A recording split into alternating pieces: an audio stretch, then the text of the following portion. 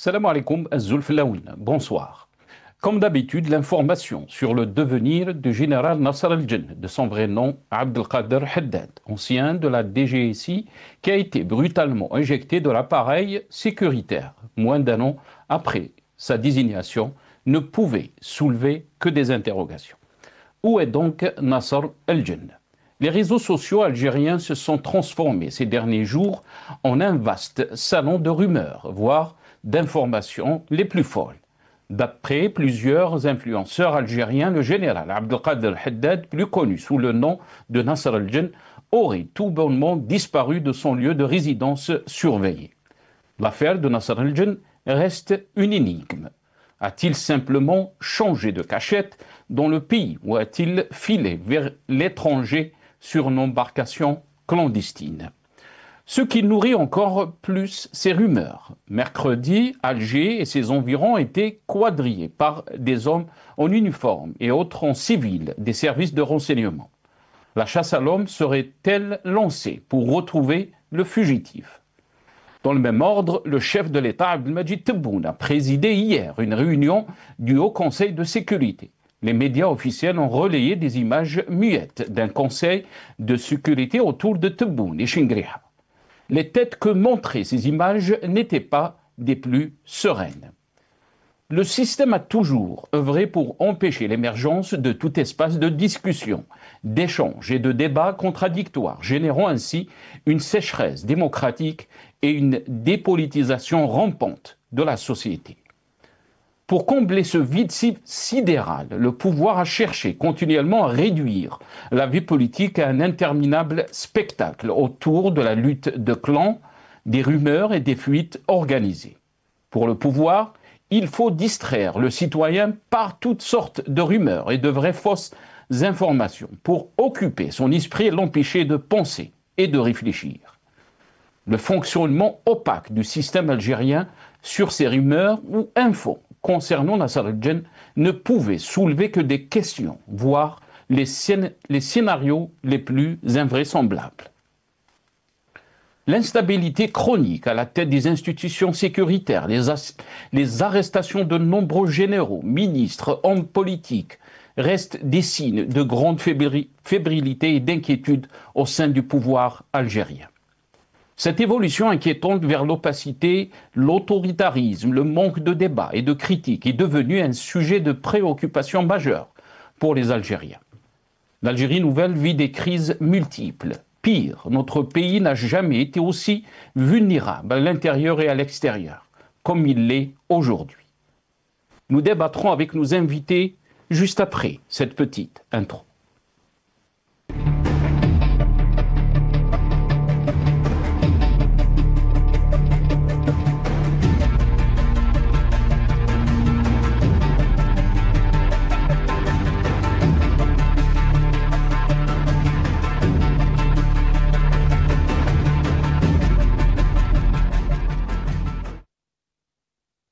Algérie, où est Nasser al-Jinn? Entre rumeurs et réalité. C'est le titre de notre émission pour ce soir. Et pour en parler, j'ai le plaisir d'accueillir dans cette émission M. Abdelkrim Zrilech, militant politique et journaliste aussi. Il est avec nous depuis Constantine via Skype.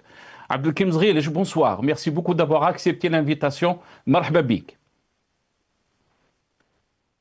Bonsoir mon ami, merci pour l'invitation et bonsoir à tous les téléspectateurs de votre chaîne. Barakallah. Merci beaucoup, Abdelkrim Zrilech, d'avoir accepté l'invitation. On a aussi le plaisir d'accueillir M. Jamal Gessoum, qui est analyste politique. Il est avec nous aussi depuis Alger. Jamal Gessoum, bonsoir. Merci beaucoup, Si Jamal. Marhaba bik et merci beaucoup d'avoir accepté l'invitation. Bonsoir, Sid Nasser. Merci à vous pour cette invitation, à l'ensemble du peuple algérien et l'Algérois, là où je suis, et l'ensemble des invités. Merci beaucoup, Jamal Gessoum. Donc, j'ai précisé, vous êtes à Alger. On va commencer d'abord par les titres de journaux par rapport donc à cette affaire de Nasser al-Jinn. On va dire seulement un titre qu'on a trouvé, donc qui a été relayé par Le Matin d'Algérie, comme vous l'êtes en train de le voir, donc de voir sur donc vos télévisions, le général Nasser al-Jinn fantôme ou fugitif. Donc, a titré Le Matin d'Algérie.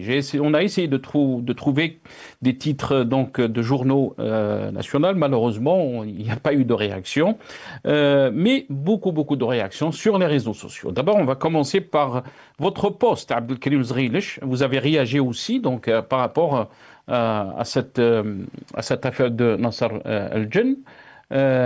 Voilà, donc on est en train de voir votre post, Abdelkarim Zghilish. Pardon. voilà إن غياب الشفافية والانغلاق في تدفق المعلومات يفتح المجال vous avez écrit واسعا أمام انتشار الإشاعات والأخبار الغير مؤكدة فعندما تقيد حرية الصحافة في التحري والتحقيق يصبح الرأي العام معرضا لكل أشكال التضليل والمغالطات. Vous avez écrit donc Abdelkarim Zghilish. Réaction de aussi Kamal Muktefi, qui est analyste politique.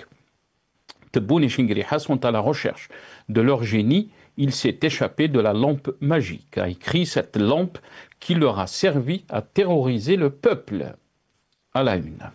Donc a écrit Kamal Muktefi. Amira Bouraoui aussi, médecin, analyste politique. Amira Bouraoui, voilà, les Algériens gardent au moins une chose dans toute cette situation kafkaïenne, leur humour. Et on est en train de voir donc l'image de Nasser El-Djen. Voilà. Et aussi Fodil Boumala, si on peut voir donc voilà بالمختصر المفيد تهرت تعفنت فاحت طاح القدر وسقطت كل الأقنعة والأوهام مسار التفسخ لا رجعة فيه وسيزداد تسارعا أما تحدينا الأكبر والأخطر فحماية وحدة الجزائر شعبا وأرضا. Et on va finir avec l'avocat, donc le poste de l'avocat Saïd Zahi, si c'est possible. Là, voilà. لا أرى أياد خارجية تعبث بالبلد إنما أرى أياد داخلية خانت المسؤولية نهبت الثروة وضيعت الأمانة. A écrit Saïd Zahi, donc l'avocat et militant des droits de l'homme. Jamal Ksou, je vais commencer avec vous cette émission. Vous êtes à Alger et pouvez peut-être on a même relayé des informations comme quoi Alger était quadrillé. Il y avait une présence des services de sécurité hier et avant-hier. Qu'est-ce que vous en pensez de ces rumeurs qui circulent sur les réseaux sociaux sur le devenir donc de Nasser El-Djen, l'ancien patron des services secrets intérieurs algériens? Tout d'abord, dans mes propos préliminaires, alors si on pouvait me retirer le retour, je disais que en finalité et en préambule, je préfère dire que en finalité, vous m'excuserez, hein, puisque j'ai un écho, donc j'ai du mal à parler. Ce que je veux dire, c'est que d'abord, la première des choses, c'est que j'apporte mon soutien plein et entier à l'institution militaire et à l'ensemble des services de sécurité qui ont une mission bien plus importante que l'affaire, entre parenthèses, qui nous est présentée aujourd'hui, avec le qualificatif de l'ensemble des Algériens et des Algériennes qui se qualifient en tant que rumeur. Ça, c'est la première des choses. Je trouve que l'institution militaire et ses services de sécurité ont une mission bien plus grande et bien plus noble que celle de cette supposée affaire. Ensuite, il y a évidemment un problème en Algérie, c'est que même si une information est fausse, les autorités publiques algériennes ne la démentent jamais dans les premiers jours. Donc, il faut toujours attendre quelques jours pour avoir pas simplement une confirmation de l'info, mais au moins la catégoriser comme étant une rumeur et donc fausse. Ça, c'est une difficulté dans laquelle nous nous retrouvons, aussi bien les journalistes que les analystes politiques. Car il est très difficile de faire une analyse à partir de rumeurs. Mais compte tenu du fait que c'est la seule chose qui nous est présentée aujourd'hui, des rumeurs, je me sens obligé d'émettre des perspectives, ou en tout cas d'analyser sous deux spectres. Tout d'abord, si on prend en compte que l'information est vraie et si elle est fausse. Si elle est vraie, bien évidemment que cela pose bien des questions sur, je dirais, le moral de nos dirigeants de l'institution militaire et qui peut mettre à mal notre sécurité, d'où le fait que je tiens à réaffirmer mon soutien à leur égard. Et si elle est fausse, quel serait l'objectif de lancer une telle rumeur? Moi, la question que je me pose, c'est que tout à l'heure, sinon, vous avez dit que vous avez recherché un article dans un autre journal que Le Matin, relayant cette information ou cette rumeur. J'ai moi-même fait le tour de la presse internationale et particulièrement française, qui, je pense, serait friande d'une telle rumeur ou d'une telle information. Je n'ai rien trouvé. Est-ce que derrière cela pourrait cacher que c'est une rumeur ou au contraire que si l'affaire est vraie, il y aurait eu une aide étrangère dont la France. Donc, nous sommes là dans les rumeurs, je dirais, l'expectative d'avoir une vraie information, ce qui est une difficulté. Mais j'espère que nous passerons du sensationnel, la fête générale, on l'a vu ça avec Blackser, j'espère que nous passerons très vite du sensationnel à une vraie information et au traitement de ce mal qui pourrait se produire au sein de l'institution militaire à laquelle je tiens particulièrement. Vous le savez, c'est mon leitmotiv, c'est de Askari Omeshi Madaniya, et donc l'armée nationale populaire, l'institution militaire est pour moi une ligne rouge à ne pas franchir. Très bien. Reste avec nous, Jamal Ghassoum. Abdelkrim Zghilish, qu'est-ce que vous en pensez? J'ai lu votre post, bien sûr. إن غياب الشفافية والانغلاق في تدفق المعلومات يفتح المجال واسعا أمام انتشار الإشاعات والأخبار الغير المؤكدة. Vous avez écrit dans votre post, Abdelkrim Zghilish. يعني, est-ce que vous pensez que... Vous m'entendez, Abdelkrim Zghilish? Oui, je vous entends très bien. Ah, ben, très bien, d'accord. Qu'est-ce que vous en pensez donc de ces rumeurs, des infos qui n'ont pas été confirmées, cette opacité autour de cette information qui n'est pas confirmée encore? Qu'est-ce que vous en pensez, Abdelkrim Zghilish? Eh bien, justement, même chose que vous, et au contraire de votre invité, moi j'ai cherché l'information sur la presse algérienne, pas sur la presse française, pour voir est-ce qu'il y a eu un journaliste algérien qui, après la rumeur, après que cette rumeur ne soit diffusée sur les réseaux sociaux qui sont actuellement et aujourd'hui la première source d'information pour tous les peuples du monde, pour toute la population, que ce soit en Algérie ou dans d'autres pays. Les gens s'informent à travers les réseaux sociaux. Donc une telle information qui est une information de cette importance, on est en train de parler d'un patron des services secrets, que ce soit une rumeur ou non. La moindre des choses, la chose la plus simple, c'est qu'un journaliste algérien se déplace dans les réseaux où cette information devrait être confirmée ou désinfirmée. Si le mot existe, c'est pas le mot, mais je trouverai le mot plus tard.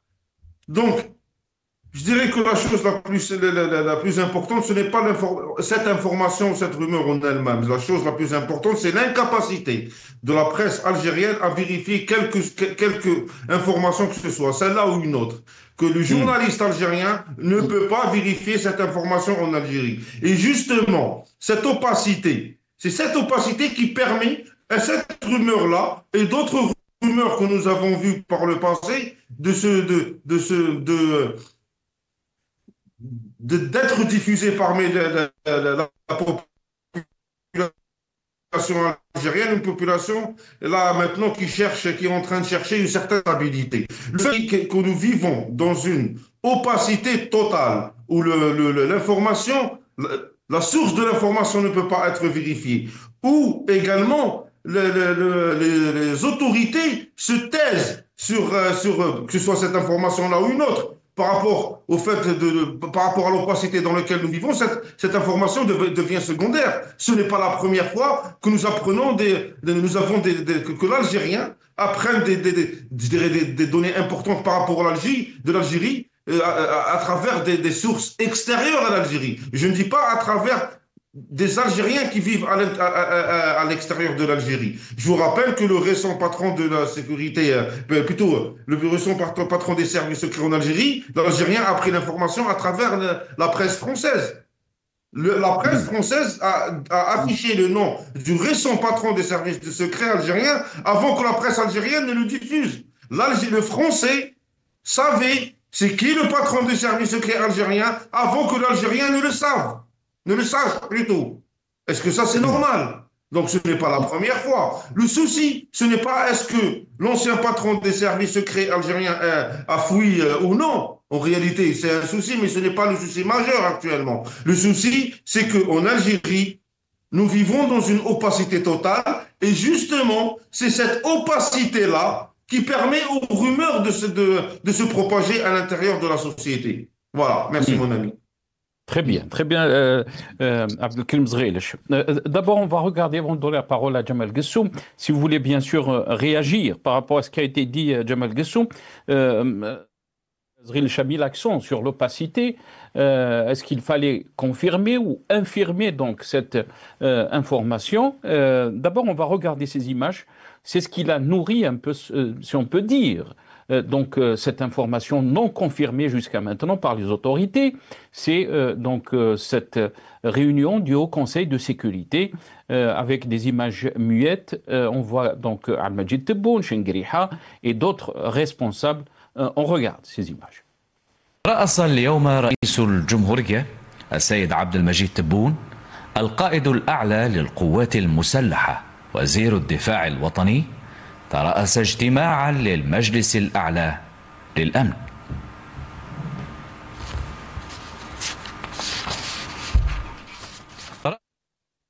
Voilà, donc on est en train de voir des responsables sécuritaires, le responsable donc des services secrets extérieurs, mais aussi d'autres responsables. D'abord, on va essayer de revenir un peu en arrière pour comprendre comment il a été nommé Nasser al-Jinn à la tête des services secrets algériens et comment il a été limogé aussi. On regarde ces images pendant donc la prière de l'Aïd où Al-Majid Tebboune, il annonce à Nasser al-Jinn Wajid Ruhak. On l'écoute.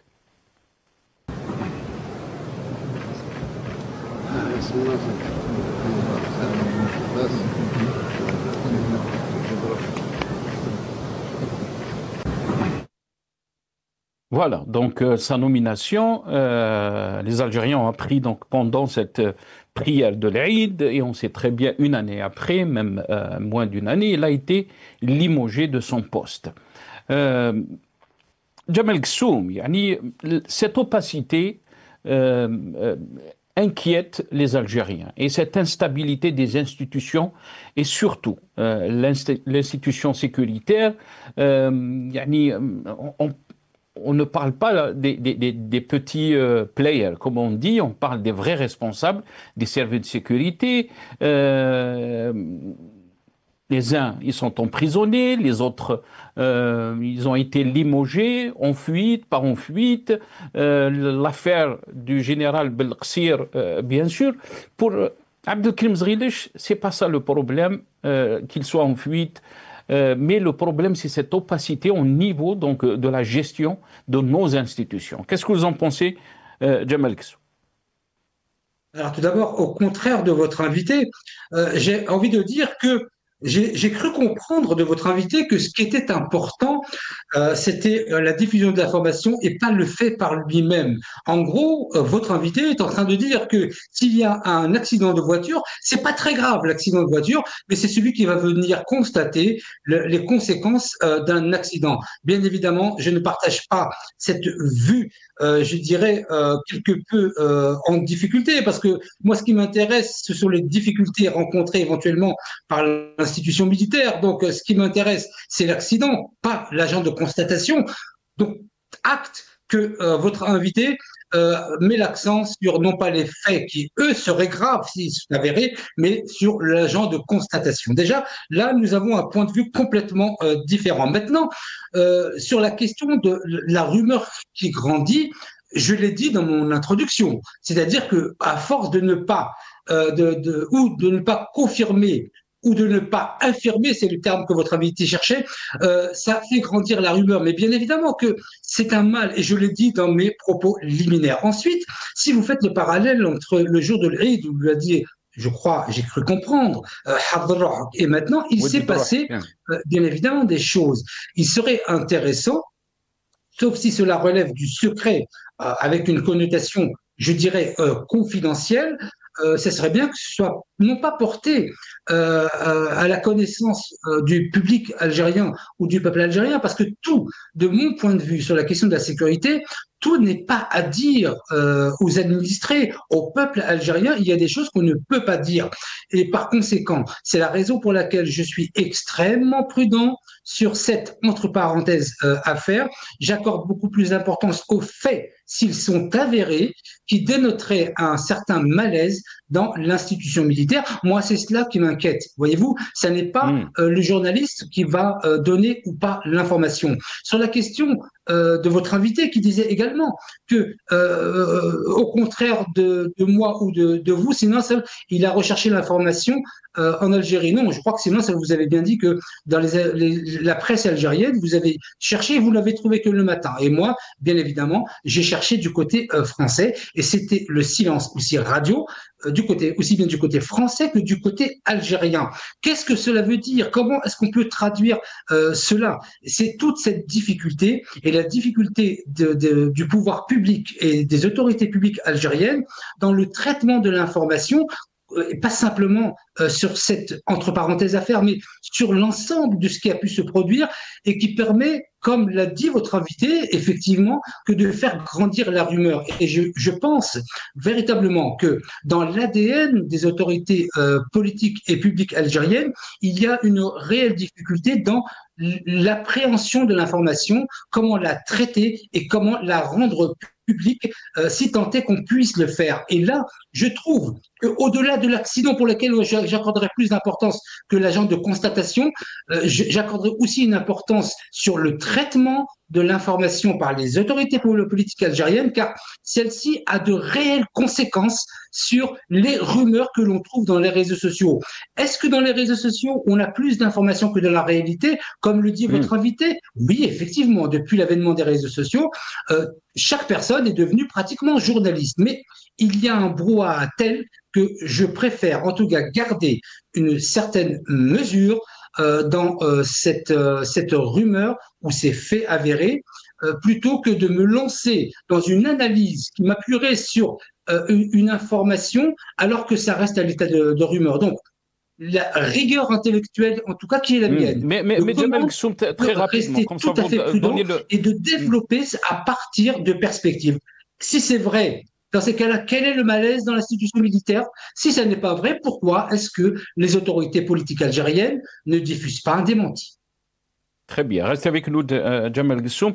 D'abord, on va regarder ces images, les dernières images de Nasser El-Djenn, qui étaient donc des images de passation de pouvoir avec le général Hassan, donc le responsable actuel, que lui-même était en prison pendant donc l'ère du feu Gaïd Saleh. On regarde ces images. باسم السيد رئيس الجمهورية القائد الأعلى للقوات المسلحة وزير الدفاع الوطني، أشرف سيد الفريق أول سعيد شنقريحة الوزير المنتدب لدى وزير الدفاع الوطني رئيس أركان الجيش الوطني الشعبي يوم السبت 24 مايو على مستوى مقر المديرية العامة للأمن الداخلي على التنصيب الرسمي للعميد أيتو عرابي عبد القادر مديرا عاما للأمن الداخلي خلفا للعميد حداد عبد القادر. مراسم التنصيب كانت فرصة سانحة للسيد الفريق أول للالتقاء بإطارات هذه المديرية الحساسة الذين قدم لهم جملة من التعليمات والتوجيهات العملية، لا سيما في مجال السهر على أداء المهام الجسيمة الموكلة لهم، والتي تقتضي بذل المزيد من الجهود المثابرة والمخلصة من أجل أدائها على الوجه الأمثل. في الختام أشرف السيد الفريق أول على مراسم التصديق على محضر تسليم السلطة. Voilà les dernières images qu'on a vues donc de Abdelkader Haddad, nommé donc Nasser El-Djenn. Abdelkrim Zghilch, yani même, on va écouter dans ce passage et je vous donnerai la parole, les paroles aussi ou l'intervention de Louisa Hennoun, la chef du Parti des Travailleurs, qui a réagi par rapport à ces rumeurs. الإشاعات هذه المتزايدة سامة وقاتلة ومرعبة، إشاعات مرعبة قاتلة وسامة وعلاش؟ على خاطر في غياب اتصال رسمي، يا با دو كومونيكاسيون اوفيسيال حول القضايا الوطنيه مهما كانت معقده ولا كانت. بيان سور كاين اسرار دوله ماناش مطالبين بفضحها ولا نشرها، بصح كاين مستجدات ولا اشياء اللي من حق الشعب يطلع عليها باش يتحمل مسؤوليته اذا كاين مخاطر واذا كاين كذا، وباش يناقش من حقه يناقش كل القضايا اللي تخص. Voilà, donc Louisa Hennoun, Abdelkrim Zghilch, yani Louisa Hennoun parle qu'il n'y a pas de communication officielle dans son intervention.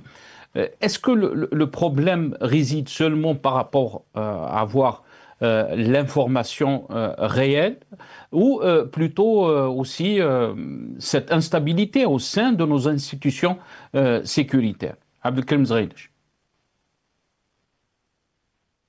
Oui, certainement que l'instabilité des institutions en Algérie, pas seulement les institutions militaires, ou sécuritaires plutôt, la totalité des institutions sont instables. Dernièrement, le Parlement algérien n'a pas pu reprendre ses activités d'une manière normale et en respectant son agenda à cause d'une foire qui se passe à Alger, une décision qui a été prise. Donc l'instabilité, ce n'est pas que l'instabilité ne concerne pas que les institutions sécuritaires, mais que la quasi-totalité des institutions en Algérie. Et le citoyen algérien vit sans cette instabilité-là, il la vit. Et la petite phrase que j'avais utilisée tout à l'heure, l'Algérien tend vers cette stabilité en Algérie, tend vers une vie stable, enfin en Algérie. Mais à travers ce qu'on est en train de voir, et ce genre exactement aussi, ce genre d'événement, si on peut appeler ça comme ça, si ça va être vrai, ce genre qui maintenant qui devient constant, ce n'est pas la première fois. Nous avons pratiquement droit à un événement pareil par 2-3 fois par an. Mais le fait qu'il y ait l'absence de communication institutionnelle, cette absence de visibilité, cette absence de projection, cette absence de transparence. Donc, ça laisse la société dans la spectative. Je dis, c'est pas la première fois. De toute façon, nous avons déjà vécu pas mal d'événements du même ordre, parce que là, quand même, ça reste assez important. Quand même, on est en train de parler d'un ex-patron des services secrets algériens. On n'est pas en train de parler d'un gardien de prison ou d'un officier de police dans un commissariat de police. Quand même assez gros comme truc. Donc, si cette information s'avère être vraie, cela va avoir plusieurs implications, énormément d'implications. Pas seulement le fait que ce monsieur, ou ce général, ou ce soldat, ou ce militaire a quitté l'Algérie, mais aussi c'est comment il a quitté l'Algérie, avec quelle information il a quitté l'Algérie, et comment il a pu s'enfuir, avec quelle complicité. Donc si cette information s'avère vraie, c'est une catastrophe. C'est une catastrophe si c'est vrai cette histoire-là. Espérons que ce n'est que... bon, on va voir comment ça va finir, mais le fait déjà, restant sur notre sujet, personnellement, je ne suis pas en train de minimiser cette information-là et de dire que le constat est plus important que l'accident. Je ne suis pas en train de dire ça, et je pense que toute personne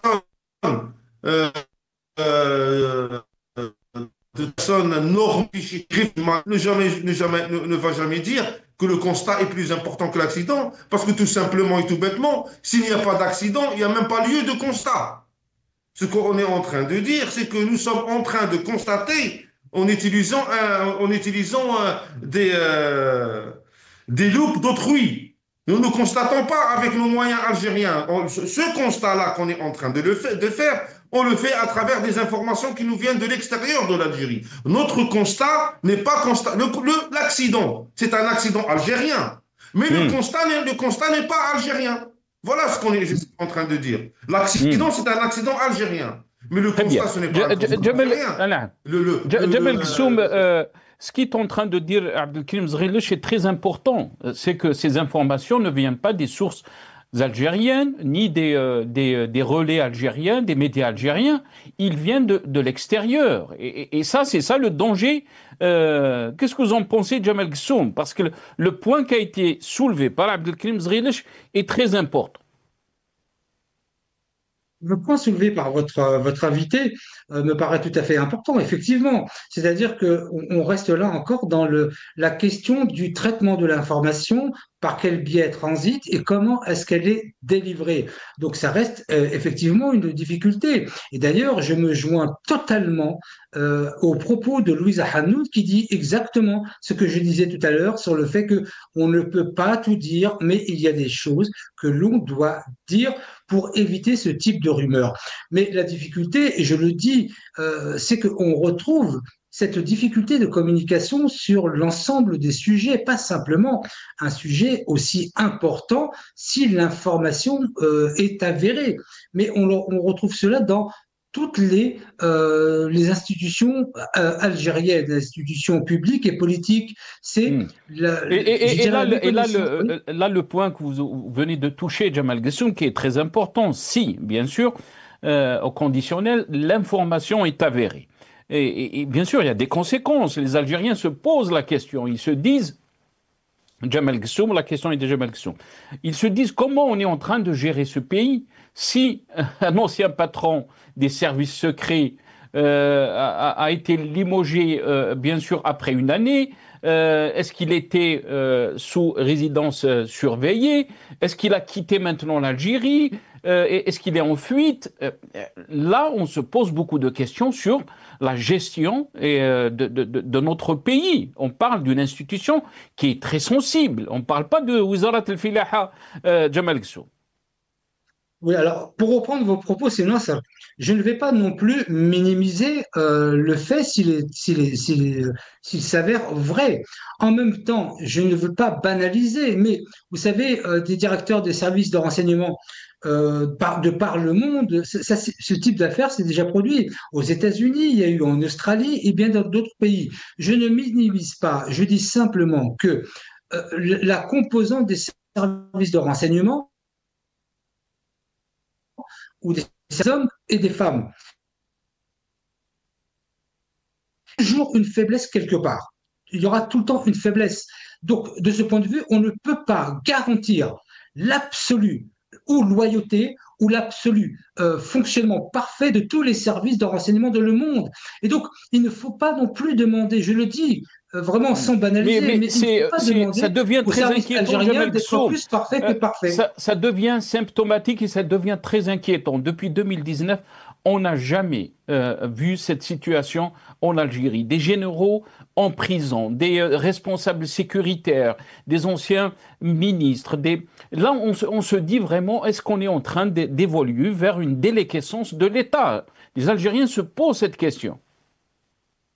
La question, bien évidemment, elle doit être posée. On ne peut pas faire l'économie du questionnement lorsque l'on a affaire à, comme vous dites, une succession de faits qui se ressemblent. Donc, nous devons évidemment interroger nos pratiques.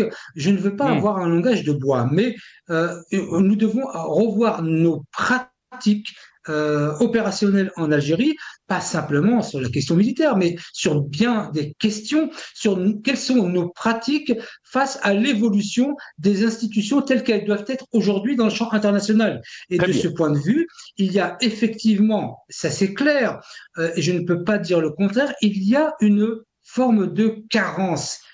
Cette carence, elle produit les effets que nous voyons aujourd'hui. Donc, moi, j'invite le président de la République, j'invite l'ensemble des institutions qui décident en Algérie à revoir ces pratiques culturelles, professionnelles sur l'ensemble des champs pour ne pas reproduire ces mêmes petits effets qui, effectivement, se reproduisent depuis quelques années. Mais donc, j'essaie d'avoir un point de vue, en tout cas, qui tend à essayer de faire améliorer les choses et ne pas simplement me positionner en tant qu'agent de constatation tout simple où on va dire, voilà, il y a ce problème qui existe depuis l'arrivée de Tebboune, c'est ce que vous dites à peu près.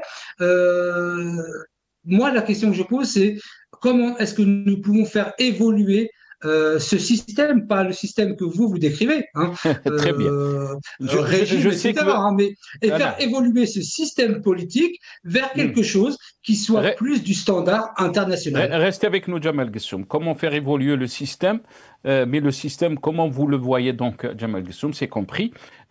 On va écouter dans ce passage le chef d'état-major, Saïd Chingriha, qui appelle les Algériens à faire barrage par rapport donc aux rumeurs. On l'écoute. أن تطوير التفكير النقدي يساعد في حماية مجتمعنا من الوقوع في شراك الدعاية التي تستهدف التأثير على الرأي العام الوطني وخلق حالات من الشك وعدم الثقة بين مؤسسات الدولة والمواطن لتوجيهه وفق أجندات خفية. وعليه فإن التصدي للحملات المغرضة التي تستهدف الإضرار بصورة الجزائر واجب على كل وطني غيور على وطنه، ولن يتأتى ذلك إلا من خلال التحلي بأعلى درجة الوعي واليقظة والالتزام الوطني والسهر على إحباط كافة هذه المخططات الدنية التي تستهدف أمن واستقرار بلادنا ووحدتها الترابية والشعبية. Voilà. Qu'est-ce que vous en pensez, Abdelkrim Zghilish, quand on entend le chef d'état-major, Saïd Chingriha, qui appelle les Algériens à faire face, à faire barrage par rapport donc à ces complots qui visent l'unité de l'Algérie, qui visent sa stabilité. Il a parlé des rumeurs. Est-ce que vous pensez qu'on est dans cette logique ou on est bien au contraire dans une situation d'opacité? Il n'y a pas de débat, il n'y a pas depuis 2019, le champ politique est fermé, les médias aussi verrouillés. Qu'est-ce que vous en pensez? Vous savez, en Algérie, on n'est pas la première contradiction. On n'est pas une contradiction près et on n'est pas un paradoxe près. Ce que le ministre de la Défense vient de dire actuellement a besoin d'une presse libre en Algérie. Vous savez pourquoi la presse n'a pas repris, ou la presse algérienne n'a pas repris cette information-là, même pour l'information, elle n'a pas repris ça. Parce que sans autorisation, la presse algérienne n'aborde aucun sujet. Si la presse n'est pas autorisée à aborder un sujet, elle ne l'aborde pas. Et c'est pas normal, ça. Ça, c'est pas une situation normale qu'un journaliste ait besoin d'attendre une autorisation. Concrètement, parlons concrètement. Sur la totalité des médias qui existent en Algérie, la totalité de la presse écrite et des télévisions et des radios qui existent en Algérie, pas un seul journaliste sur les milliers de journalistes que se targue notre ministère de la Communication à chaque fois de donner des chiffres. Sur les milliers de journalistes qui existent en Algérie, il n'y a pas un seul journaliste, un seul média qui a dit dans une petite phrase: apparemment, il y aurait un souci avec le patron des services secrets algériens, ou tout bêtement, il aurait dit la vérité. Un journaliste qui aurait dit: il y a une rumeur sur les réseaux sociaux qui parle du patron des services, du patron, de l'ex-patron plutôt, des services secrets algériens. Pas un seul média, pas un seul journaliste en Algérie n'a pu le dire. Pourquoi? Parce que les médias en Algérie ne bougent pas sans une autorisation directe. S'ils n'ont pas le feu vert de parler d'un sujet, ils n'en parlent pas. Et quel que soit le sujet. Voilà ce qui est grave. Et là, le paradoxe est total.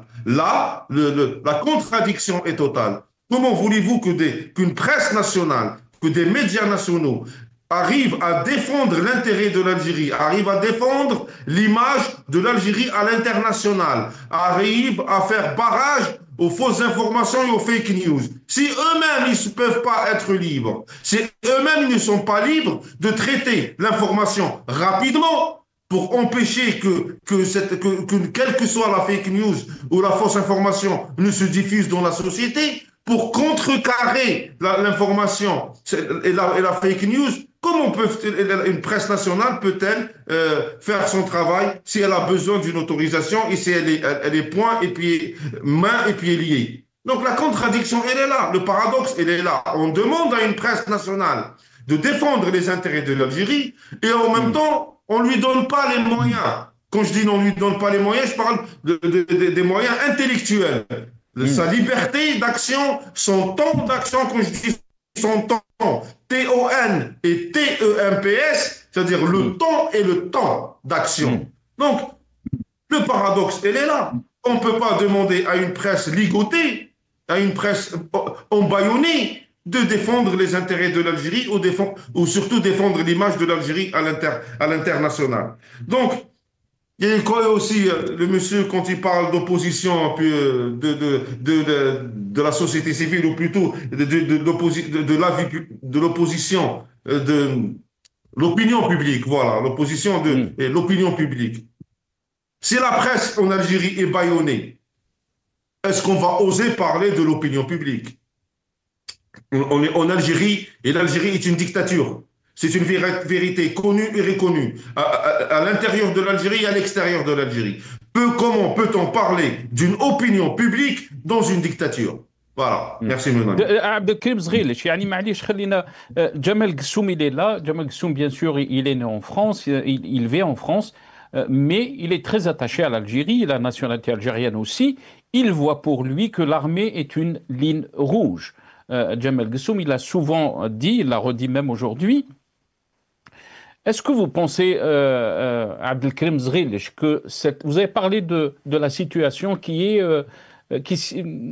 évolue depuis 2019 vers un État autoritaire, entre guillemets, par rapport à ce qu'on est en train de constater, par rapport à votre constat aussi, Abdelkrim Zghilic. Est-ce que vous pensez qu'on peut espérer qu'il y ait un changement par rapport à la situation que vous avez décrit, sans l'émissement de l'armée, sans que l'armée s'immisce dans les affaires politiques, sans que les services de sécurité. Comment peut-on arriver à un changement apaisé comme le veut le peuple algérien? Mon ami, l'armée est une ligne rouge. Qu'est-ce que ça veut dire, ligne rouge, et sur quel plan? Cette ligne rouge, où est-ce qu'elle se situe? Comment on peut la baliser, cette ligne rouge? Je vais vous dire un truc simple, j'imagine que tout le monde a remarqué. Les personnes qui respectent l'armée et le rôle de l'armée, les personnes conscientes, j'imagine que votre aimable invité est certainement très conscient de l'importance de l'armée et du rôle que devrait jouer cette armée-là. Ce sont les personnes qui justement ne mettent pas l'armée en porte-à-faux dans certaines sociétés de la société. Ce sont les personnes qui font pas en sorte que l'armée soit présente là où il ne faut pas qu'elle soit présente, qui font en sorte que l'armée réagisse sur ce qu'elle ne doit pas, là où elle ne doit pas réagir. Je vous donne l'exemple très récent. Ça fait quelques jours, même 2 semaines, même pas peut-être 2 semaines. L'armée a pris position, a donné un avis à travers Majalat el-Jeish sur les adolescents là qui ont l'histoire des adolescents qui ont quitté l'Algérie. On va pas revenir sur ça. Voilà, tout le monde est au courant de cette malheureuse histoire. Quand vous faites en sorte que l'armée donne un avis sur ça, donne un avis sur cette question sociétale à travers la revue El-Jeish. À travers la revue El-Jeish, exactement, oui. Ou même dans la société, il y a plusieurs avis. Dans la société elle-même, il y a plusieurs avis. À travers Majalat el-Jeish, vous faites en sorte que l'armée donne son avis. Vous créez automatiquement en sorte qu'il y ait des gens, un pan de la société qui ne va pas être du même avis que l'armée. Donc vous mettez l'armée dans une situation où elle devient critiquable. C'est nous on nous parle de ligne rouge et par rapport pour l'armée. C'est eux qui mettent l'armée dans des situations où elle ne devrait pas être. C'est eux qui sont en train de casser justement cette ligne rouge de l'armée. Vous mettez l'armée dans une situation où elle est en contradiction avec une partie de la société. Vous créez un différend intellectuel entre l'armée et une partie de la société, alors que l'armée n'est pas censée intervenir dans ces sujets-là. L'armée, elle a un rôle constitutionnel clair, net et précis. Son rôle de surveiller les frontières, elle reste aux frontières. Elle n'a pas à réagir sur autre chose à part ce qui se passe aux frontières. C'est ces gens-là qui sont en train de traîner l'armée dans des situations où elle ne devrait pas être. Normalement, elle ne devrait pas être. Donc, c'est pas à nous parler de ligne rouge. Et c'est normal, c'est évident qu'on espère qu'il y ait au sein de cette armée-là, personnellement, j'en suis convaincu. Et ils n'ont pas le choix d'ailleurs. Ils sont en train de voir ils sont en train de voir. De toute façon, j'espère qu'ils sont en train de voir et j'imagine qu'ils sont en train de voir. Même parmi eux, il y a ceux qui sont en train de voir maintenant à partir de leur prison. S'ils n'ont pas vu auparavant ce qui se passait, maintenant ils le voient à partir de leur cellule de prison. Et ce qui s'est passé justement vers ce patron des services secrets est la plus grande preuve. Donc pour finir, j'imagine que même dans l'armée, il y a des gens qui sentent que ça sent mauvais. Et ce qui se passe, c'est très important. Jamel, pardon, Abdelkrim Zghil, je vais vous laisser une minute parce qu'il me reste 2 minutes, 1 minute chacun. Et sur cette question, vous avez soulevé qui est très importante. Vous avez dit ça sent mauvais, l'évolution de la situation. Jamel Ghessoum, je vais commencer avec vous. Est-ce que cette situation, ce constat qui est très inquiétant de la situation que traverse notre pays, non seulement à l'intérieur mais aussi à l'extérieur, on parle d'incohérence dans les politiques, cette opacité de gestion, est-ce que vous êtes inquiet de cette évolution, Jamel Ghessoum? Très rapidement, en à peine, je pense, 1 minute. Tout d'abord, j'ai 3 points à évoquer. Les propos de Saïd Chenguela, chef d'état-major, qui invite le peuple algérien à se prémunir des fake news, moi je suis d'accord. Mais je dis aussi, faisons-nous, peuple algérien, notre part, et faites-vous votre part dans l'évitation de cette propagation de rumeurs en faisant le job qu'il faut et en informant quand il le faut. Ensuite, quand le monsieur, l'aimable invité, puisque c'est comme ça qu'il m'a qualifié, et c'est pour ça que je qualifie de monsieur et d'aimable invité, a dit tout à l'heure que le pouvoir politique algérien, en fait, écrasait les journalistes qui ne pouvaient pas, et ce sont vraiment les termes utilisés, communiquer ou transmettre, je dirais, des rumeurs. Je rappelle juste au monsieur que le métier de journaliste, ce n'est pas de transmettre des rumeurs. Je ne pense pas qu'il a dit qu'il faut transmettre des rumeurs des bonnes informations. Pour faire face aux rumeurs, oui. Ça veut dire qu'il n'y a pas une liberté s'ils n'ont pas l'information, ils font quoi? Oui, mais s'ils n'ont pas l'information, ils vont transmettre quoi? Puisqu'on ne sait pas si c'est vrai. Donc, qu'est-ce que vous voulez qu'ils disent, mis à part transmettre des rumeurs? Donc, les rumeurs ce n'est pas l'alpha et l'oméga du journaliste.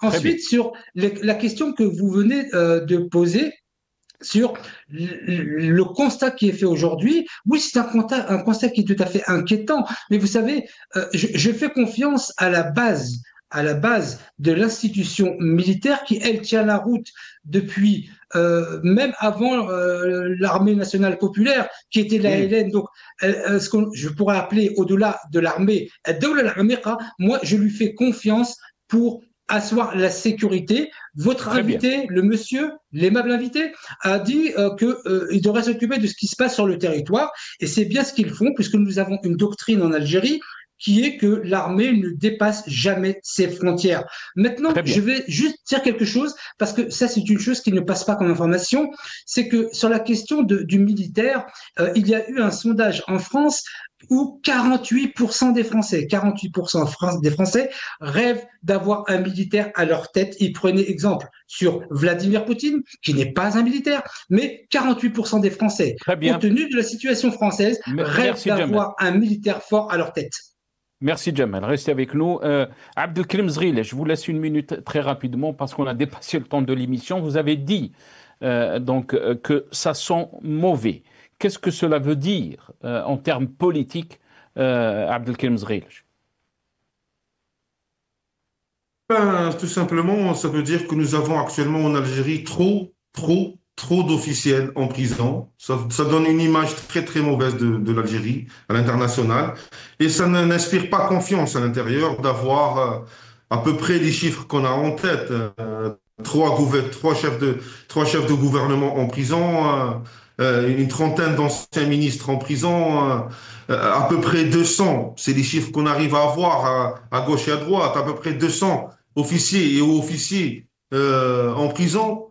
Donc, le constat est devant nous. Et là, le constat, il est là. Maintenant, je ne suis pas en train de remettre en cause l'implication de ces gens-là dans des affaires qui nécessitent leur emprisonnement. La question, elle n'est pas là. Ce n'est pas ce que je suis en train de dire. Mais le fait d'avoir autant d'officiels algériens en prison, ce n'est pas normal. C'est ça ce qui sont mauvais en réalité. C'est ça ce qui sont mauvais. Et ça donne une image très négative de l'Algérie à l'international et ça n'inspire pas confiance à l'intérieur du pays. Et pour finir, c'est évident, c'est certain que le rôle de journaliste n'est pas de diffuser des fake news. J'imagine que, à aucun moment je lui dis ça et j'imagine que tout le monde sait que c'est certainement pas le fond de ma pensée, mais plutôt de vérifier est-ce que telle ou telle information est une fake news ou non. Voilà. Merci mon ami. Merci beaucoup, Abdelkrim Zrel. Merci à nos invités. Jamal Gsoum, analyste politique. Vous étiez avec nous depuis Alger. Merci à vous. Merci, Abdelkrim Zrel, journaliste et militant politique. Vous étiez avec nous depuis Constantine. Merci à vous, chers téléspectateurs, d'avoir suivi cette émission. Ya'atikoum saha. Ou bqaw ala khair.